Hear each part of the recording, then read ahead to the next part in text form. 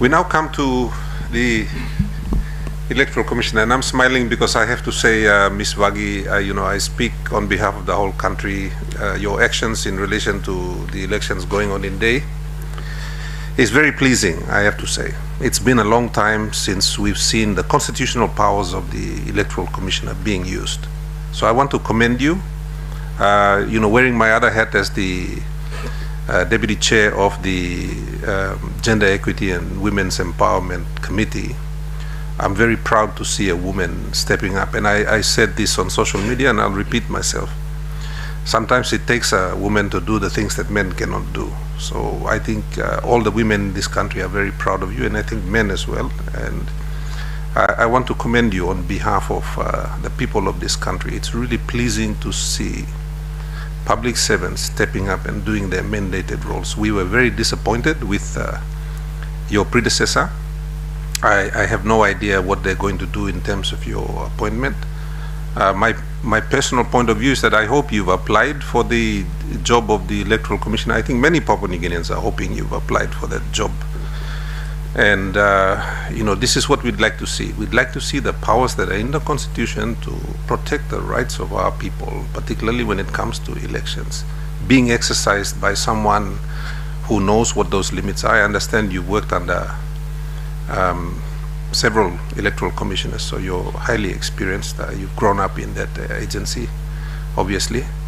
So that's my introduction. Now, you've heard, and you've obviously, my first question, have you read our report? Thank you, Chairman, Honorable Alan Bed, Deputy Chairman, Honorable Pukatemu, and Honorable Kit Iduho. Firstly, let me take this time to thank Chairman and the team for allowing us to be here to participate in this very formal discussion, as well as a very important agenda for the elections come 2027. I also want to take this time to thank you also for the commendation. As Papua New Guineans, we strive to do our best for our country. So, as acting electoral commissioner and in accordance to the Constitution and organic law, we had to apply some firm decisions on issues that arose during the by-election, and that will set the pace for 2027. Thank you. In line with the SPC recommendations that was provided in the report after 2022 elections, when you look at the first recommendation, that was recommendation 2 on election administration, what we have done to strengthen internal accountability and mechanisms in the Electoral Commission. We have improved systems now with monitoring and evaluation systems in the organization, focusing more on outcome-based reporting. We also have done a nationwide performance outputs in conjunction closely with the PNG EC MNE framework with our election managers, assistant election managers, also the headquarters. So those are some accountability mechanisms that we have taken forward to improve the administration process in elections. We also have gone forward in discussions on the election advisory group. I've met up with TIPNG in formal discussions, and also with Ombudsman Commission, and maybe another team member that's still outstanding to discuss with, maybe a judge or another elite that we may look at coming soon. But in preparation for the 2027, we are looking at the election advisory group, which we will formalize soon. The recommendation 3 on the increase on electoral commissioners from 1 to 5, that we still discussing, looking at allowing more discussions in the provinces to work closely with the provincial election committees. We have advisory committees to improve coordination in the field with the election process. The roles and responsibilities of electoral... If I may interrupt Yes. you first, just so you know, in our recommendation 3 to increase the number of electoral commissioners, our reason for going down that road is basically because we saw a lack of use of authority by previous electoral commissioners. We saw that weakness. Obviously, when you came along, that weakness was no longer a weakness. So I just wanted to clarify that so you understand why that decision was made.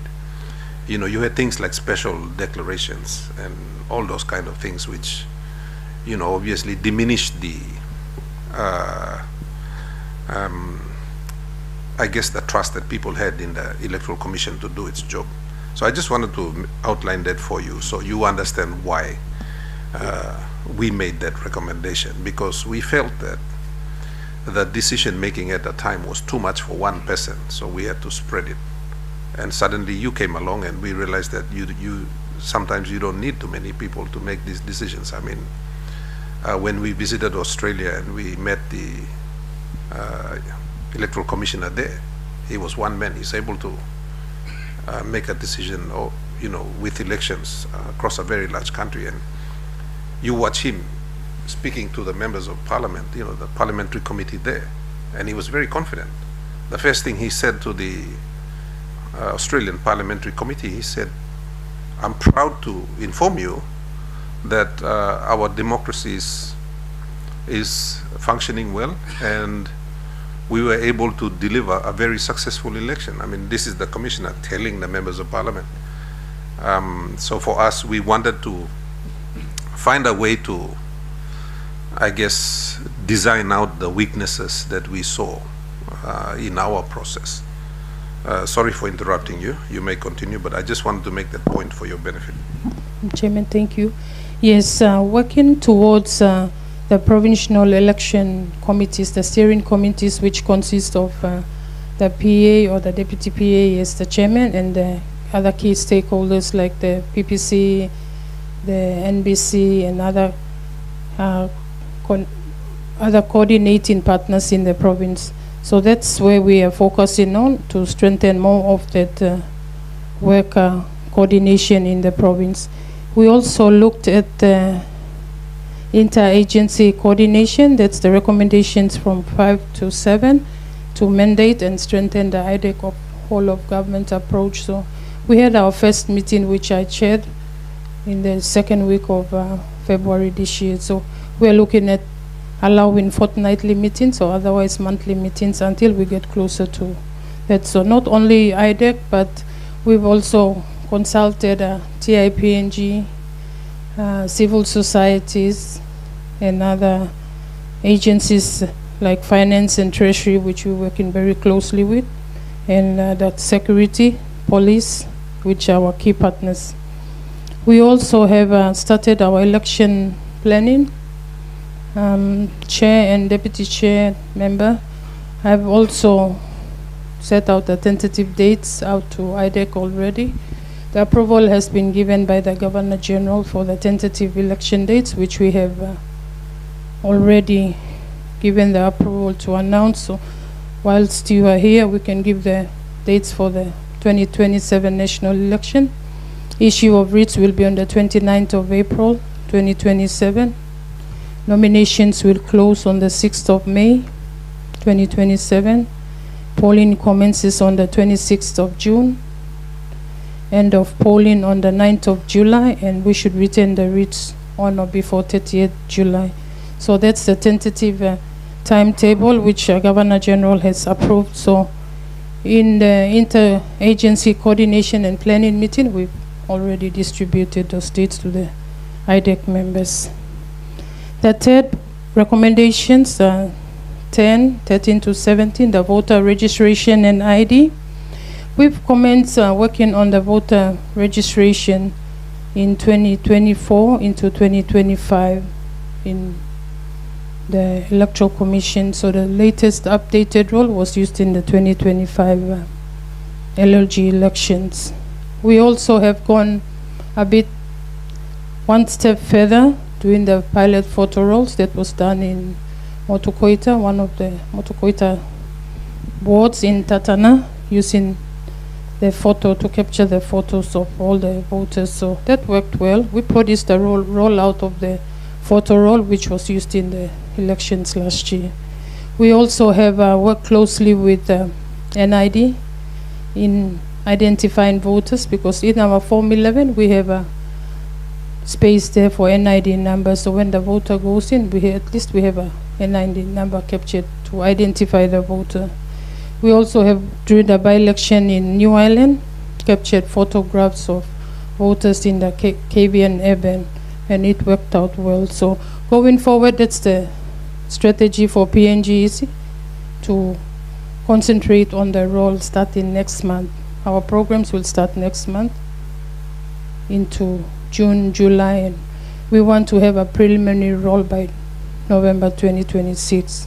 So those are the critical areas and timeline that we've set for 2026.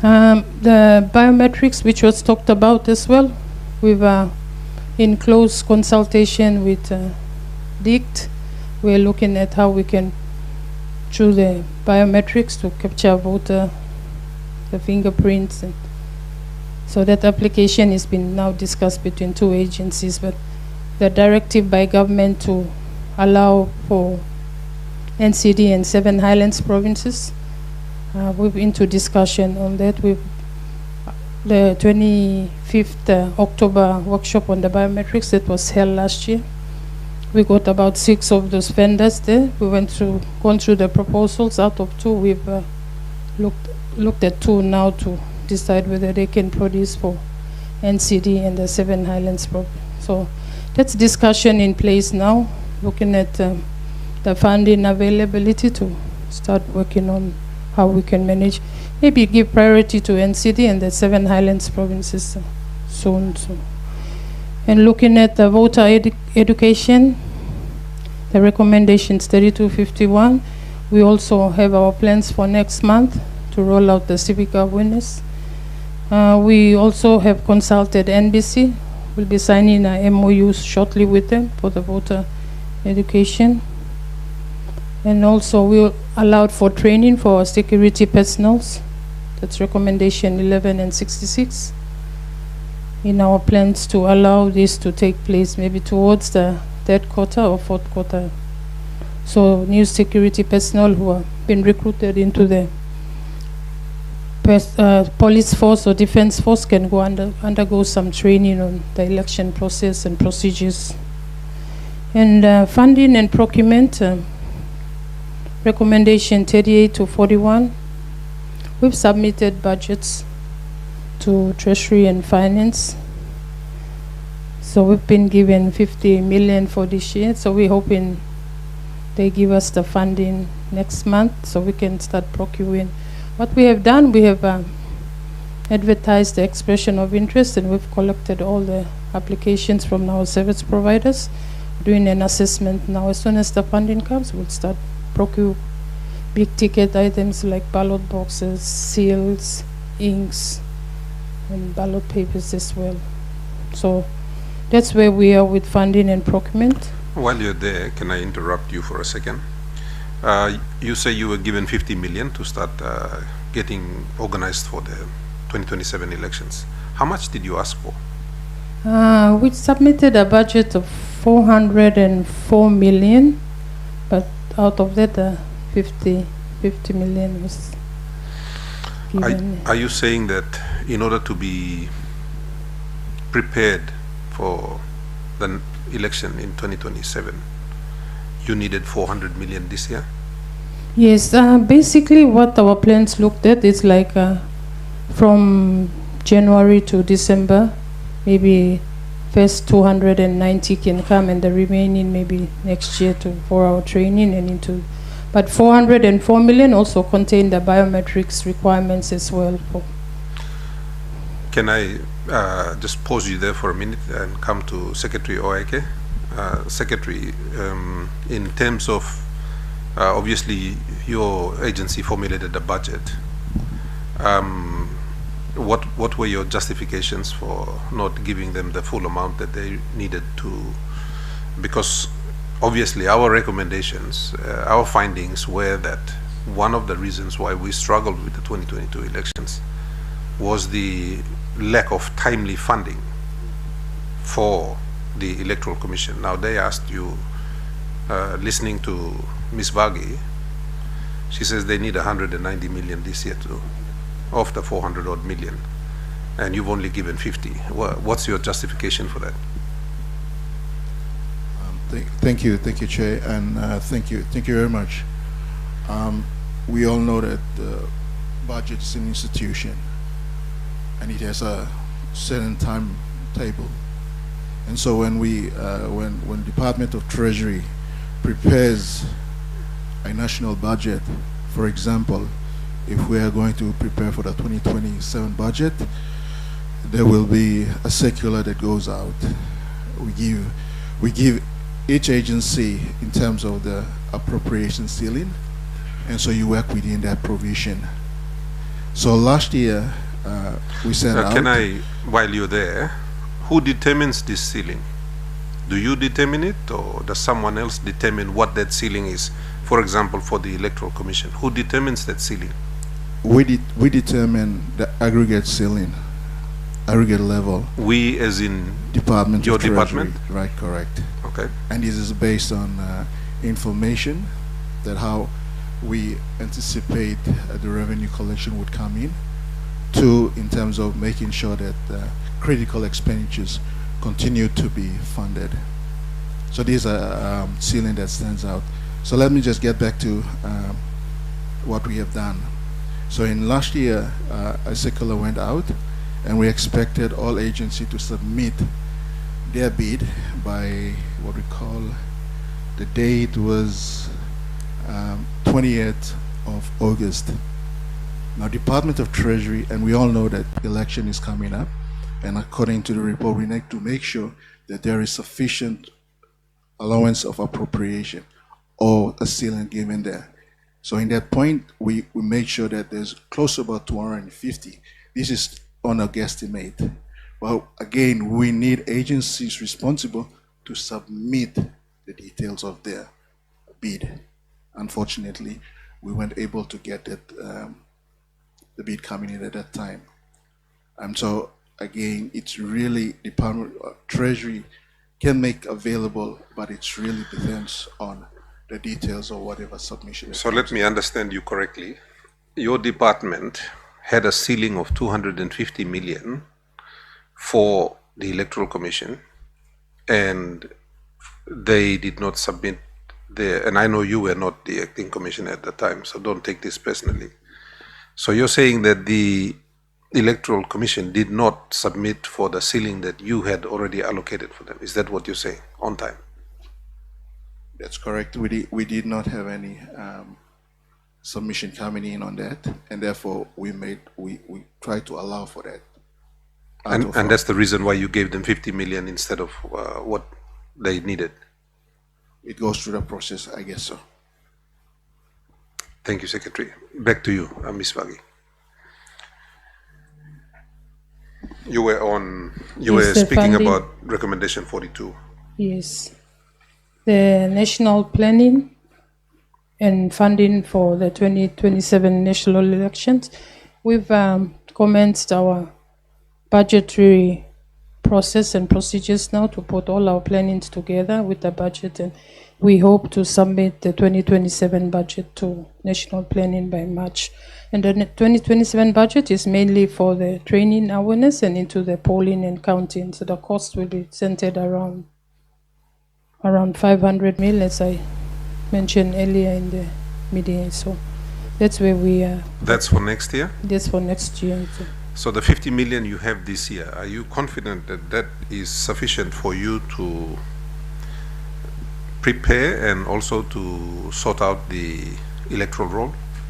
I guess that may not be enough. We may need another additional 50, because looking at the procurement processes and procedures and the costs of purchasing big ticket items is now, with the inflation that has arose, it will require more additional funding for procurement. And also the roll work, looking at it in 3 phases. We put where the First phase, we go out to audit the roll, and the second phase, we display it for them for voters to come and also capture their photos. We're looking at photographs as well for the roll and displaying it. And the third phase, where it's been displayed for those who have missed out and those who have not enrolled. So the photograph is an important part of this roll, an improvement to the last electoral roll, where you capture the photo of the person and that photo is held against the name. So you identify the voter very clearly with the face to a name. Now we have the roll only with the name, with the listing. Secretary Treasury, I'd like you to make a note of that. Obviously, as a committee, our interest is to ensure that we don't face the same problems that we faced in 2022, and regardless of whatever incompetence led to the Commission not submitting their budget on time for you to take into consideration. I'd like you to make a note and take it to the Treasurer and impress to him the importance of properly funding the elections this year. He might come from a peaceful electorate in New Ireland, but we are talking about the whole country here. And therefore, I would like to respectfully ask you to speak to him and to relay to the NEC the needs of the Electoral Commission if we want to avoid the situations that we were faced with in 2022. So please make that note. Ms. Wagi, you may continue. Can I just at that point, since before the thought evades my memory, we're talking about 50 million, not with the Electoral Commission, but it's been allocated, correct? Mr. Iduhu, yes, the 50 million is with the PIP. It's with national planning at the moment. How much of that 50 million have you since received since the accounts opening?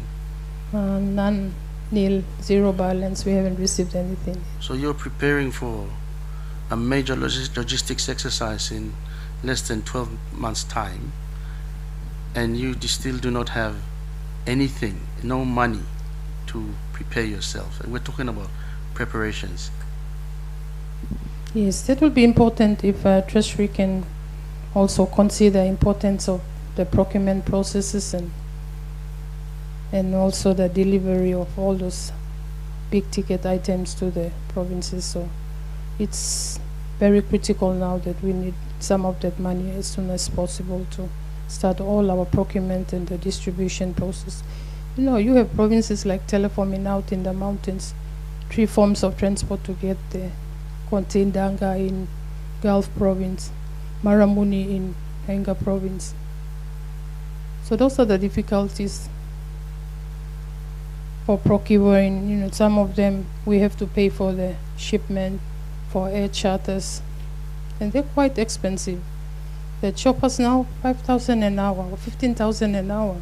Can I come in? Thank you. Ms. Wagi, Secretary Treasury, I'm sure that under the Public Finance Management Act and our national procurement processes and the legislations, this big event called a national election has to have provisions.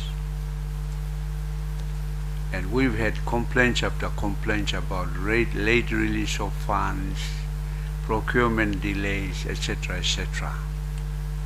In preparation for the 2027 elections, can both of you and IDEC come back to this committee and advise this committee what are you going to do to delay the procurement processes, invoking the provisions of the Public Finance Management Act and the National Procurement Act?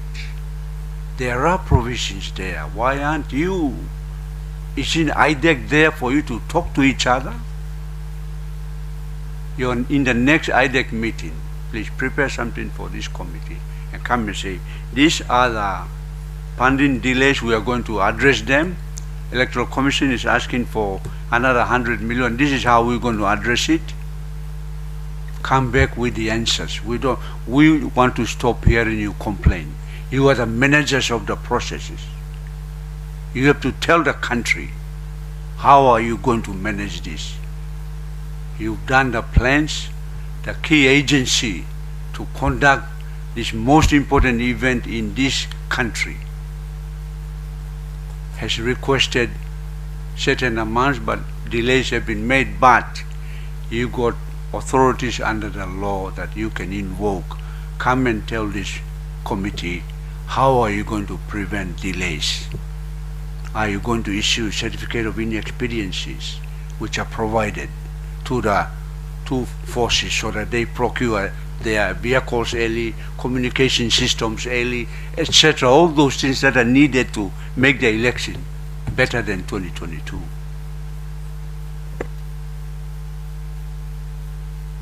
Ms. Wagi, you may continue. I think we have, and we may come back and visit the issue of funding, but you've had the deputy elaborate very strongly on, and we understand and appreciate, because we are the ones dealing with or tasked with delivering a better election. So if you can continue, and I think we are down to recommendation 67 and 69. Yes, I think that's about all that we have for the SPC recommendations on PNG's preparedness on addressing those recommendations that were outlined in the report. Yes. Thank you, Chair. We had some recommendations on the improvements to electoral laws and anti-corruption frameworks. Those were in recommendation 67 and 69. Would you care to comment on those ones, please? Yes, some of those recommendations we're looking at the review of some election forms, like the nomination forms that will outline the criteria for nomination. So at this moment it's quite sketchy on the type of person that needs to go and nominate, setting out criteria, reviewing the form itself. We also looked at the CLRC report that was done in 2019, the consultation. It captured most of the electoral reforms that are still been not attended to. I think they're still with Legislative Council. I'm not too sure, but those were most of the reforms that we captured during the consultation with CLRC on electoral reforms, and more to do with biometrics, maybe a piece of legislation that will allow, but at the moment it's for voter identification in biometrics as well. So those are some reforms we are looking at to improve the electoral processing for the future. Yes, so ma'am, while you're discussing biometrics, can you tell us what groundwork has been done in relation to the Electoral Commission, hoping, or whoever it is hoping to roll out this biometric voting? Yes, thank you, Member. What we have done so far is the first workshop that was conducted last year, 25 October. We have gathered some proposals from 6 vendors, and we've trimmed down to 2 that may have met the requirements. We also have gone as far as inviting those 2 vendors to our workshop last week, where we had all the election managers and the assistant election managers for them to display to us what they can produce. So we are at the moment on trying to negotiate on how we can continue this moving forward.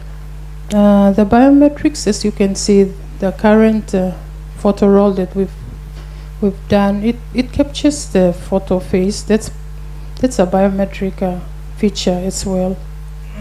So when you move from the facial, we can slowly move in the voting component of it. Now it's actually identifying the person first. Yes. So as you move into the next phase of it, that's where you will be allowing the person to vote using their fingerprints. In your professional objective view, do you think it's realistic to roll out at this point in time for the country?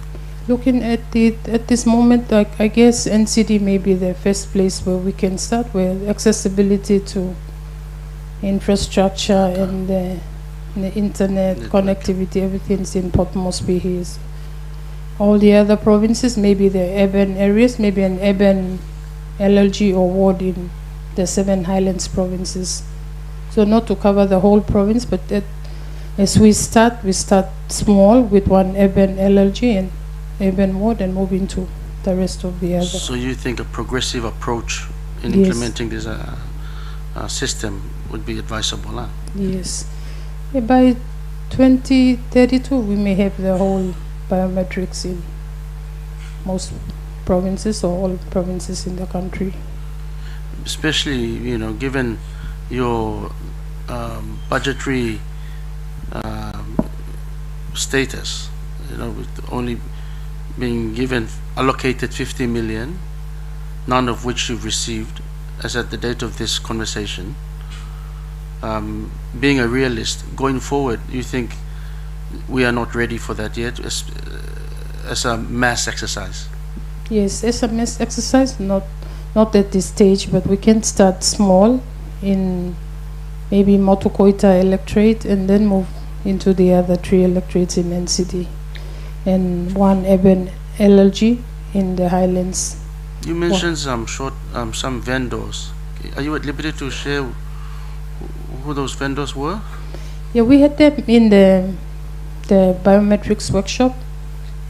They're in country. In country? Yes. They're local vendors? Yes, local vendors. So we still have some discussion with them on our requirements to firm up everything.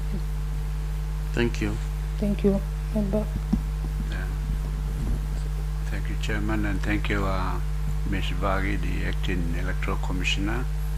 Once again, I want to associate myself with the Chairman's commendations on you.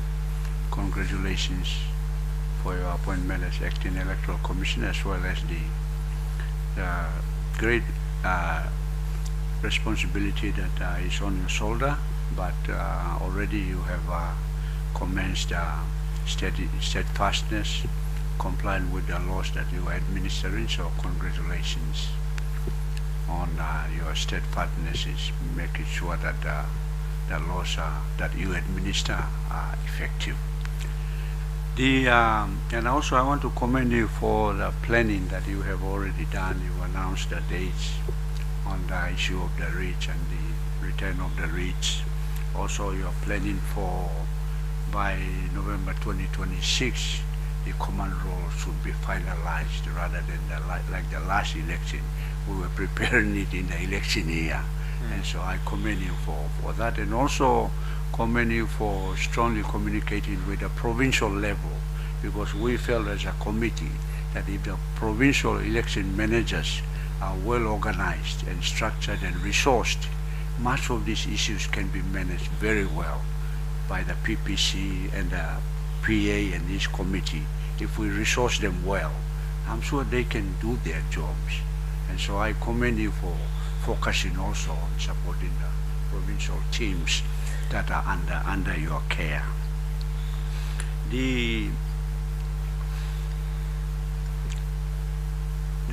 I want to start with asking you some practical questions so that you can respond.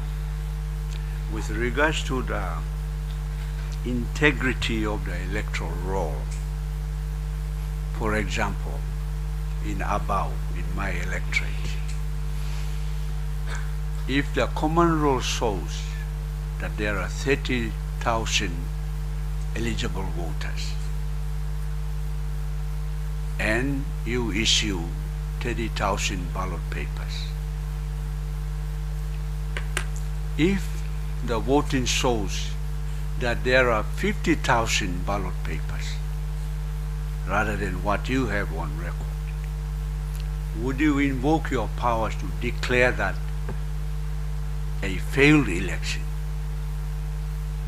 Because they've gone beyond, where there are many examples in the older elections that we have had, that the numbers of voters go past what is, and therefore would you be pushing for voting to be legal? We have to make sure that it's compulsory. When you are on the common roll, you must vote. And if for example there is a voting number that exceeds the legal amount, then would you, I recommend as a member of the committee that such instances, that particular election should be declared failed, for example. The other issues that's one. The other issues we were confronted with was, for example, and this was shared by both the police commissioner and the former chief of the PNG Defense Force, and that was the candidates themselves and their supporters were the main causes of the problems in terms of the security. That was very, very clear. For example, the candidates are the ones that are starting the violences. They issue guns around the place, or they go and collect the ballot papers and they go and mark them under the house or somewhere. In those instances, and I'm glad that you mentioned that in NCD and 7 Highlands provinces, you are paying special attention, because these are the areas that we have identified as the committee. There are forms that are filled, and then they are filling them in and there are video evidence of that, and nobody is declaring them failed elections. Would you be able to do that? If, for example, a candidate is provoking violence and there's evidence by the personnel at the polling site, would you then immediately declare that you cannot be allowed to continue? Whether it's campaign or not, that candidate is declared cannot be a no more candidate. Those type of things we must do, because these are the things that are happening on the ground and giving headache to our security personnel. The candidates themselves that behave badly and the supporters that behave. And therefore, we as a country, can we look at some of these things, or we move amendments to the laws quickly, and we are responsible as legislators, we would want to move some of these things. We need more penalties. We want to give the Electoral Commission powers, for example, to immediately declare, for example, that your election in this electorate has failed. It's a failed election. Powers that you have. So some of those things we have to do, because these are the realities. Third one, and then I'll allow you to talk. Third one is, from my experience, one of the most expensive security issues is looking after these ballot boxes. These ballot boxes, we have to find an answer. All these ballot papers are in the ballot boxes. For example, me in Aba, I'm carrying them down from Agau, from the mountains, and the Electoral Commission officers are coming down to Nunumai, and then they're waiting for the dinghy at Margarita, and then my security and police security, everybody's waiting with their dinghies, come all the way to Kupiano. They stop at Domara, and we accompany to the police station, and we lock them up. So every candidate has a security officer sleeping outside the police station. Counting is delayed by 1 week. Somebody has to feed them. These are the realities. So the issue of ballot boxes and ballot papers, isn't there an answer? Modern IT systems, aren't they available now? What would you recommend to the committee to address, for example, those issues of overvoting, candidates and supporters criminally charged during the election process, and this ballot box issue? And then counting takes 2-3 weeks. Somebody's already counted and declared before the voting takes place in another electorate nearby. Can we prevent these things? So somebody, for example, in the last election, the Prime Minister was declared early before voting happened in the other electorates. Why was this allowed? And then everybody's now voting for Pangu now, because Prime Minister won his Mary Law ground. And so I thought I'd mention some of these issues here in the hearing, so that the US, now the boss of this important organization, you need to respond to some of these things to give comfort to the country as we are coming to the election. Thank you. Thank you, Deputy Chair. Yes, that's a very critical questions that you have raised, and looking at the way going forward. First, the first question on the number of ballot papers is more than the number of enrollment. Usually what we do, we issue ballot papers according to the number of voters on the roll, on the enrollment form. So that's one. That's how the distribution is done. The issues with candidates and supporters, if there is an amendment to the organic law or the organic law on the leadership codes, those responsible candidates who contest for election, I guess there should be an amendment to disallow them to contest future elections, if they are part of the issues during the election. Yes. So during the election, if in reality the issues on hijacking the process where ballot papers have been marked by one person, if there's evidence provided, now we have mobile phones, so that evidence can be seen to be given to us quickly on the dot during polling. That's when we determine to make decisions. But looking at analyzing critically the polling throughout the respective LLG, there's polling in each ward. So if one ward has polled well, allowing voters to stand in queue and have that democratic right to cast their own ballots, that seems to be okay. But when it goes to 3-4 wards where you find that the ballot papers have been marked by individuals under the house or under the tree, the presiding officer must be held responsible for allowing that box to be counted, unless we get early notification on people who report this to us early. So those are issues that we face. Evidence has to be shown, given to us to make the decision. But if 70% is done by someone else, one individual, then that's look more likely a failed election where people were not able to cast their votes. Yes. I'm very interested in what you've just said now. Like most Papua New Guineans, I think in the last, say 20 years, those who have become of voting age, they've probably never heard of an electoral commissioner who uses their powers to disallow votes. And you've just done that disallow the counting of votes from a certain area based on evidence that you've received. Now you've just exercised those powers, and I think most Papua New Guineans are quite stunned.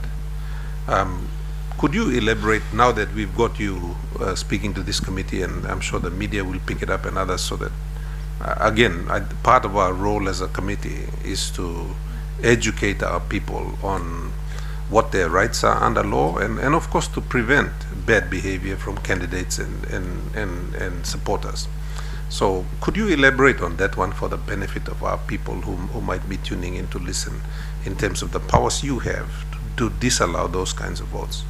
Yes, under the Constitution and the organic law on national and local level government, it gives the individual voter the right to go and you mark your ballot paper and you cast it in the ballot box. We don't allow people to allow one person to mark votes for them. That's not democracy. That's not the process. The process allows you to go to a polling booth, you pick up your ballot paper from the presiding officer, you go to the polling booth, you mark your 3 choices and you go and place it in the ballot box. So that's the process. Just so we're clear, what if someone can't read or write? What do the rules say about that? If someone cannot read and write, they can get their immediate family, someone who is trusted, to go and help them to mark the ballot paper. So that's allowed in the law. Or otherwise, the presiding officer who is trusted can help the. And you are responsible as the commissioner, or acting commissioner in this case, for exercising those laws. Yes. Okay, you may continue. Thank you. I just wanted to ask a question in relation to earlier we were discussing security adequacy. So this can be answered. It needs to be answered both by yourself, and in the case of police personnel or security personnel, perhaps the acting commissioner can assist. From in your experience, if I may add, how many polling teams are there in the entire country out of the 120 electorates? What's the aggregate number, full number of polling areas or polling teams? Thank you, member. For now, going forward to 2027, we have 6,912 wards, and we have 374 LLGs, and that's about 5.6 million voters in country. So when you are looking at allocating 500 voters to a team, you will have about 12,000, roughly around 12,400 teams, and that's our basis of planning now going forward into 2027. There are 12,400 teams deployed across the nation to carry out the election. Yes. So one team would be responsible for a polling area, correct? Yes. Thank you. So in the team you have 8 officials. 8 officials. Now, in terms of logistics, Ms. Acting Commissioner, can you tell us the total number of personnel, police personnel, security personnel, do you contemplate on deploying in the elections to each of these in this entire exercise? Last election was 10,000 plus on top of my head. This year we will increase to 12,000 plus. That works out to be one policeman to one polling team. One policeman to one polling team. We have roving teams also, the support unit that provide support, so they do coverage. They come and go. They're sort of like mobile. Yes, They're not even in the polling areas. So, thank you. The reason why I raised this, I asked the question, is that security is a real issue. It's always an issue in the highlands. And due to lack of funding or whatever it is, you've been kind to say you give there could be one policeman or one security personnel per polling area. And this is why I asked the question earlier of ratio. In remote locations where warlords are rife, there's almost no law or order. People carry around firearms in the masses. So ballot capture is a high probability because you have people standing around there with automatic firearms, and not one, not two, like 10 or 20 of them in each polling area. The police and the defense is deploying 1 or 2 to each polling area. What are the chances that the people are going to stand in a queue and pick up the paper and ballot and vote democratically? Is this a concern, you think? It's a concern. The chances are high, but when I say 10,000 plus, I'm talking about the reserve, the regulars. But we have stepped up with the reserve who can support. And overall, we have roving teams for the security forces, so we focus on one province. So particularly the last election, we moved personnel. The local police are stationary to guard the ballot boxes after polling, but we have teams to cover polling places, so they move from province to province. So it's not one province or the same polling for all the same provinces. So that's why we sequence polling. So we move, security forces move where the ballot boxes are. So we have security force on the ground, adequate numbers before the polling starts. Yeah, but we still have a situation, in fact, as a matter of fact, we still have ballot books being captured or hijacked because of the overpowering of security personnel, notwithstanding one-day voting, notwithstanding a sequenced approach. Do you think you should be given more resources to even triple or quadruple or even to 10 to 20 personnel per polling team? We should. I think you should. I think it's highly recommended that for a free, fair and safe election, not only just in the highlands but even in the coastal areas, security personnel has to be, the ratio has to be, commensurate the risk exposure, if you like. But it's a real issue. This is why some election petitions never end until the next writ is issued. Unfortunately, yes, I agree, sir. While we have you, what's our response to electoral offences? I know, I'm not sure if we prosecuted any from the last election, and if we have, maybe you can give us some statistics. What is our approach, and I'm speaking as government, to those who commit election offences, and have we clearly defined those? Chair, I think we have prosecuted some electoral offences. Some have fallen through because witnesses have not come forward to give evidence, or they have indicated support in the initial process but back off during the process.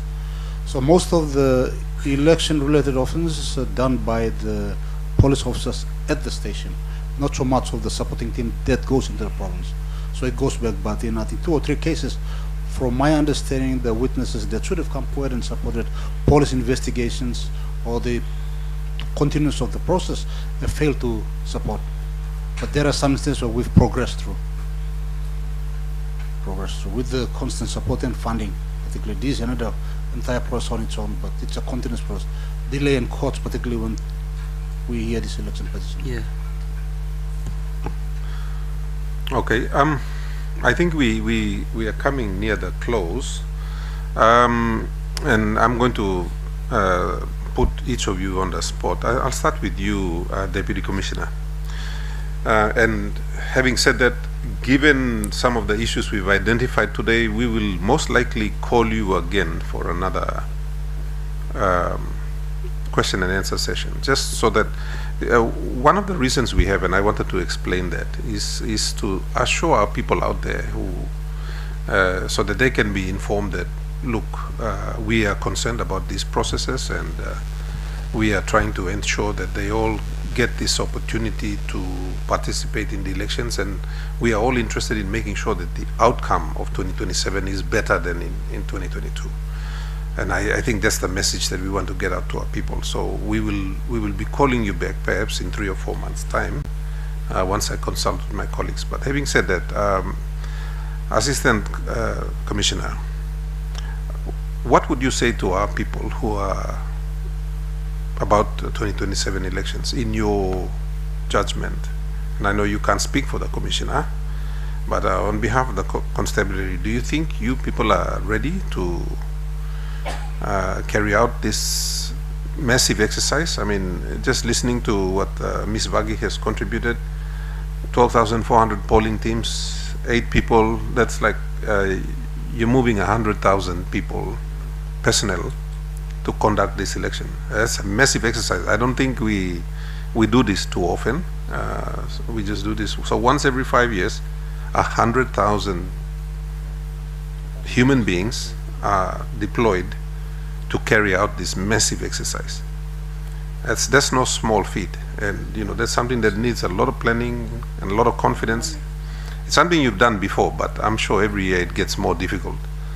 So what would you say to our people? Are you confident that the police are ready, the RPNGC is ready to carry this out, and we won't be expecting the same problems that we had in 2022? Thank you, Chair. We are confident. RPNG is confident to deliver the election 2027 safe and secure, with support from other partners. But we are learning from the experience of 2022 and taking steps to mitigate some of these problems. But we are confident 2027 will be much better and much safer than 2022. Have you been adequately resourced, or are you expecting to be adequately resourced? We are expecting to be adequately resourced for this exercise, and even we have committed our recurrent some of the PIP budget for this exercise. So we are prepared for this exercise. Thank you. Brigadier Opa, the same question to you. Are you confident? Is the PNGDF confident of supporting your supporting role in delivering a better election in 2027? Defense Force will be ready, and to our people, I think the message, again, I'm not speaking on behalf of the commander who's not present due to duty travel, but I think we urge our people that from our experience from previous elections, we will be better ready for this one. And if there are opportunities for you to abide by the law prior to the elections, I think you should take those measures so that during election the environment will be conducive to allow a secure environment for our voters and free and fair elections. So we will be ready, and in consultation with our other state agencies in particular, I also think that our collaboration together will enable us to come up with a better mechanisms of trying to address some of those issues that were raised. For example, dealing with polling in areas where untoward influence or illegal activities have taken place. And from our experiences in the previous elections, there are ways to deal with it. I think we just need to work together and make sure that whoever breaks the law must be prosecuted. I want to ask. Honorable Leader, yeah. Sorry, I want to ask a question to the Secretary for Treasury. Mr. Waike, we've just heard from the Electoral Commissioner that notwithstanding an appetite for 250 million, and you've confirmed that there was no submission done at the time of budget formulation, and then therefore the apparatus responsible for budget formulation decided unilaterally to allocate 50 million for premised on whatever reference point or rationale. Now, we've just discussed a massive logistics exercise that is going to be confronting this organization immediately, in fact, in terms of preparations. Whilst 50 million is actually not enough, I can say safely, referencing other activities by the government thus far, what is the earliest point, as at present, can you release a warrant for 50 million to the Electoral Commission to get the preparations underway? Is it possible in the next 7 days? Yes, thank you, Honorable Idhu. That's correct. In fact, starting of this year, I reached out to acting EC just to let her know that there are requirements for the release of funds, and that is your procurement, your cash flow, and your plans. So we have assisted her to ensure that she provided that information, and she did last week, and we are all in the process of releasing that 50 mil. But in doing so also, while I've taken the time here, they've submitted a cash flow, and a cash flow of about 174 mil.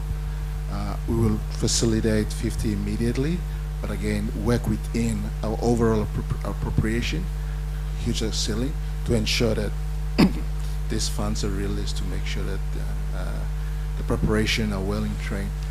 But also, whilst we're here, in 2022, we expended close to about 1,054 million. So it's about $1 billion that we spend on delivery of the 2022 election. That's from the government alone. And so, just referencing to the 250, we try to make sure that at least some 20%. Let me get some clarification there. Are you saying that over $1 billion kina was spent on the 2022 elections? That's correct. What billion? It's about 1.1. roughly about 1.1. Yes. So 1.1 billion Yes, correct. was spent in the 2022 elections based on the outcome, the budget outcome, right? That's correct. So that would mean that the request from Ms. Vagi for 500 million plus 174 million this year is not unreasonable. That's we're looking at preparatory aspects of that. At least you want to prepare. So the country is looking at spending at least around 1.1 billion if we include police and other players, everybody together. Yes. We are looking at spending at least 1.1 billion on the elections. Yes. For next year. At least we know the basis on which we are coming from. Yes. So based on that, we would expect as a committee that you have already released some of that money this year, or are in the process of releasing some of that money this year. At least half of it, I would think. Again, we have to make appropriation, again, based on the particulars, right? And we have to be informed, okay, these are the components of the budget that we require to. I hear you. Yes. I hear you. All I'm saying is that we already know. It's a 1.1 billion kina exercise, at least. We know that. You know it. You just told us, so now we all know it. Therefore, it's reasonable to assume that we would be paying the same amount of money again, at least. That's correct. But So regardless of your technical issues, that's the sort of ballpark we are looking at as a country, right? Absolutely. Okay. So all of your technical issues aside, warrants and budgets and all of that, how have you taken this into account? You know it's 1.1 billion. You've given them 50 million, maybe another 50 million hidden in their operational budget, maybe 10 or 20 million hidden in their operational budget. But we know, based on 2022, that is 1.1 billion at least is the ballpark. Okay. Now, based on knowing how projects operate, we would be expecting that at least a significant part of that money would be spent this year to get ready for next year. So I'm coming back to the question. Never mind your technical issues and all the stuff that you people need to do. We did this exercise in 2023 because we were expecting problems in 2027. So I put it to you, Secretary, that we can't be sitting here now hiding behind our processes, because the elections are impending. It's kind of like the gray list. We knew it was coming, but you pass na you go capside. Now with the elections, we know that it is a catalyst for conflict. You may look at Highlands same time fight ikiraplo election and by entire people are displaced in the millions. They move down to the coast and they go and create other problems there. But the catalyst is always the elections. Now we are trying to prevent that in 2027. We want to give those people in some of these troubled areas some confidence that there will be a high level of security na behind lo election pinisian by igat peace lo hap. That's what we are trying to achieve. as a country. I'm speaking on behalf of the state now. Therefore, I come back to you, and I understand, as bureaucrats, we like to have all these little silos that we build around why things don't happen. Now, we saw serious issues in 2022, and it is an indication of what might come. We've been warned by the Royal Papua New Guinea Constabulary and the PNG DF that they are expecting 2027 to be worse than 2022. I'm Yumi Savepinis, I'm Tumuna story now. So, I would like to urge Treasury, don't come and give the people of Papua New Guinea excuses as to why you couldn't do it. Also nubla something. It's not like you don't know that all of these agencies are going to need 1.1 billion. Benchmark and stabilis. Okay. We need everyone to get their act together. Because suppose problem may come up in 2027, some of the spillover effects of that, and by last longer time, they could destroy power pylons, which we know they've done before, burn down schools, more guns, health centers are set on fire. And these are things that we have to replace again. So, when we start to spend money to rebuild those things that have been destroyed, then cost belong beyond the election. So I put it to you, Secretary, I think you and your people, I see some of them sitting at the back to support you. You people should be taking a submission to the Treasurer to take to Cabinet to say, look, we are not spending enough now.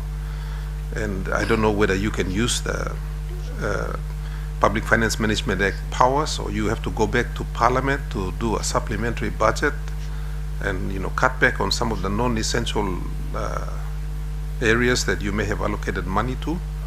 But I would suggest to you now that it is critical that you take actions now, so that by 2027 you may not pass my na go put on kena. Because if that happens, I think all of you sitting here, plus the country, we're all going to look silly. Because you misabi yet na you may gonna go put on. That's what I'm suggesting to you. We knew about these things 3 years ago.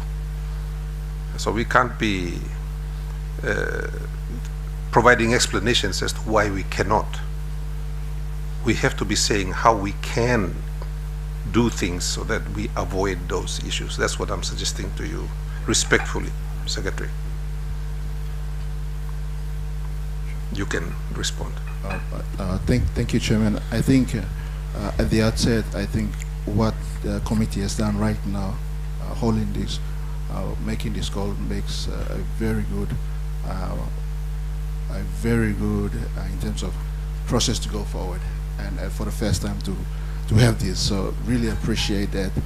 I guess I think now that the EC has come back and provided now a detailed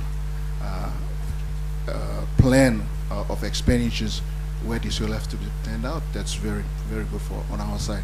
I think in the absence of that, we try to make sure that we needed to provide something, and at least at a percentage of that, looking at what has happened in 2022. Now that the informations are now provided, I think EC also, with due respect, they had to conduct the LLG and the president elections at the time as well. So perhaps because of the capacity issues, they weren't able to provide this information. But mind you, I think at Treasury we try to make sure that agency, when they come and bid for the funds at the budget time, funds are limited, and so we try to get them to write down to itemize where you need to spend these funds. In the absence of that, we have competing, other essential services that we need to provide. But the point is very well taken. Now that ECS and the other two agencies, now that they can be able to provide those details, plan of how they're going to expend that, then fair enough. We will work within that to making sure that adequate financing available, and the timeliness of this is critical as well. And I think hopefully that we deliver the 2027 election more successfully than probably we had in 2022. 22 we were coming out from the COVID out of 2021, so we had some financial situation where we try to, I guess, going forward here to give some certainty back to the commission and to the committee as well as our people, is that we will give utmost best to making sure that their democratic, is they exercise at the time of the election that comes about. So the points are well taken, and we'll facilitate on our end as much as possible to assist the Electoral Commission deliver us the safe and successful 2027 elections. Thank you. Thank you, Secretary. Deputy, you got some more talk? You like make it? No, Chairman, I think you summarized it very, very well. I think it's a responsibility of everyone, not only here, but I want to emphasize it's also the responsibility of the community. Our people, we have to be law-abiding. Please obey the laws of elections. There's no need for us to spend money on security. Look at what's happening day electorate now. If that can be repeated, for example, if there are things that are not according to law, Electoral Commission has the power to say this box cannot be counted, and people have voted. And if there's evidence that we have not followed the law, authorities we must see prosecution of those who are criminal charged during the elections. We haven't done those things, so we are seen as not a law-abiding country. And so I also appeal to our people throughout the country. Let's also support our security forces, our Electoral Commission staff, to make the election one of the best. We've just gone 50 years old now. This is first year of the next 50-year walkabout of our country. We need to become better and better. Thank you. Well, thank you, Chairman and Deputy Chairman. I think I also join my colleagues in firstly thanking the panel this morning to answer these very crucial questions and areas that require attention of the government and the process of delivering a free, fair and safe national election. It is the single most critical, the single most biggest exercise in any democratic country that holds the democracy and the constitution that we all subscribe to. And it's highly imperative that the financial aspect, I believe, should be given the highest focus. And so listening to responses from the good Acting Commissioner for Police and the Brigadier General Opa in terms of security, it is the largest security deployment exercise in any country. The Australian system operates off the back of 3 commissioners. All three are former military or police, AFP, and they are very well versed with deployment of logistics, deployment of personnel, and conducting this election exercise. Even conducting a referendum requires this focus. So it's in terms of timing, and the report itself highlighted the absolute necessity for planning, and the elections will rise and fall on the strength or failure of planning. And so this is Secretary, I want to thank you and for your availing information readily and being cooperating and in fact dealing with the issues as they have arisen in terms of election preparations and quite far and beyond allocation. Reason has prevailed and common sense has prevailed. I really hope that within the next fortnight we can, the Electoral Commissioner will be happy to report back next time this committee sits that it actually happened within 7 days of that hearing, that we received our 50 million, and it should, and why not? So I implore you and humbly that we should give this our utmost attention post this hearing. And Madam, thank you very much. I also join the chair and the deputy chair in the decisions that you've taken in the last, the current by-election. You know, discretion of the Electoral Commission, in my view, respectful view, is open in terms of primary counts. As post-primary counts, however, is the discretion ought to be limited and exercised with great care. And that is because by the time the primary counts are done and eliminations ensue, what happens is that, as you know, the ballot papers are now no longer in boxes, but they're in candidacies. So there is no telling where a particular paper originates from. So the discretion after the primary count, in my interpretation, ought to be limited. So the discretion from the box 1 to the final box of the conclusion is open for Electoral Commission to exercise, and you've done that fantastically. That's exactly how it should be conducted. 1. 2, when the eliminations occur, ensues, my respectful view also is that what should then happen is, because of the reallocation of ballot papers, discretion shrinks, follows it too. It should not be, it's not unfettered, and it should not be exercised freely. And so begs the question, you know, at what point? It's a matter of judgment, but I think those are the safer rules. And you've done a great job, and I think the country looks forward to a free, fair, and safe election, and that we have members of parliament arriving in this house the same way everyone else does. So thank you very much for that, and I really hope that the powers that be will allow common sense to prevail in your appointments as well. Thank you very much.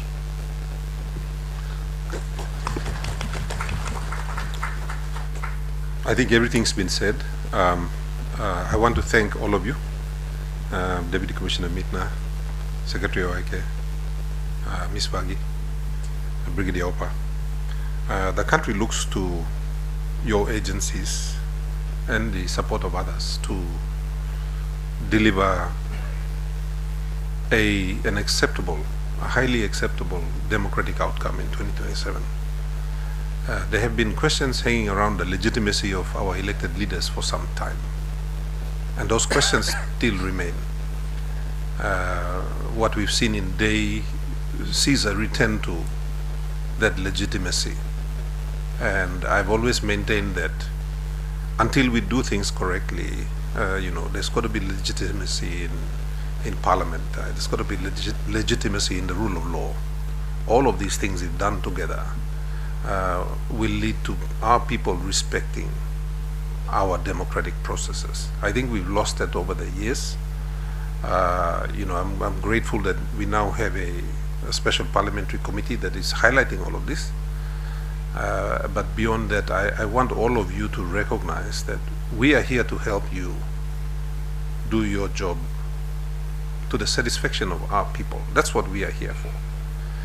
And if we don't set those foundations correctly leading to the 2027 elections, then we kind of fail the future. And that's critical. In Papua New Guinea, we see too many things going wrong. I'd like to see a few things go right. And, you know, seeing your contribution to this committee from the beginning to now seeing the commitment that all of you have provided gives me a level of confidence. And I want to say to all of you, some of you have constitutional duties, constitutional responsibilities, and you need to, and you're also protected by the Constitution in exercising those roles. The important thing is to exercise them. And so I leave that with all of you, and as I said, we will be recalling you back, and in the next one, simply because we are leading up to the elections, and we want to keep our people informed of what is happening in your agencies in order to deliver that outcome that our people want. At the same time, you know, we want to announce to those who break the law regularly and feel that no one is coming after them, that there are now state institutions that are rising to that demand from, the good people in our society about the need for law enforcement, about making sure that people are doing the right things, protecting not just the integrity of our elections, but the integrity of our institutions. And so that's our role.